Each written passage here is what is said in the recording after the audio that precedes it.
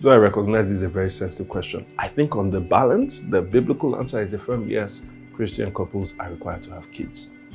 When you combine passages like Genesis 1, 27, 28, and 2, 24, and read them in light of 1 Corinthians 6, 16, you will observe that the Bible makes a close connection between three things: marriage first, sex second, and having children third.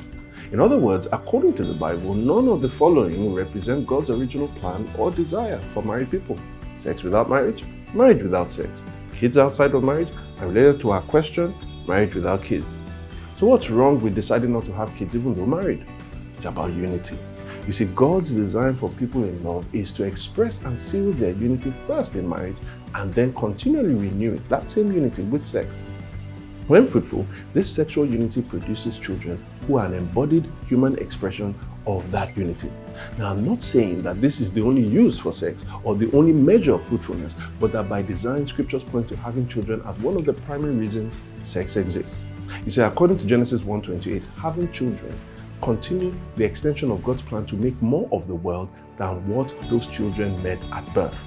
But we're not told exactly how many children married people should have. But I do have to deal with some objections, one theological and biblical, and then three practical ones. Theologically, some say Matthew 28:19-20 fulfills Genesis 1:28 because Christians are mandated to now produce spiritual children. It is true that these verses do fulfill Genesis 1:28, but they do not consummate it.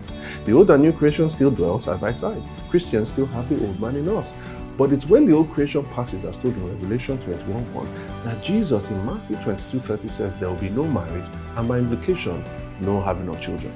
But there are practical objections of health, age, and economic hardships. You see, health issues like infertility or womb disorders are involuntary lifestyle choices. They are malfunctions, not violations of God's original design. 2, older couples unable to have kids is once again due to an inability beyond the control of the individuals, not a voluntary lifestyle choice. 3rd, and finally, while economic hardships may be acceptable in causing delay in childbearing, perpetually using this as an excuse is a problem because we'll have to logically conclude that poor people should never have kids. Besides, will you be an unfit parent if you have kids in good economic times and then got into difficult seasons after having children?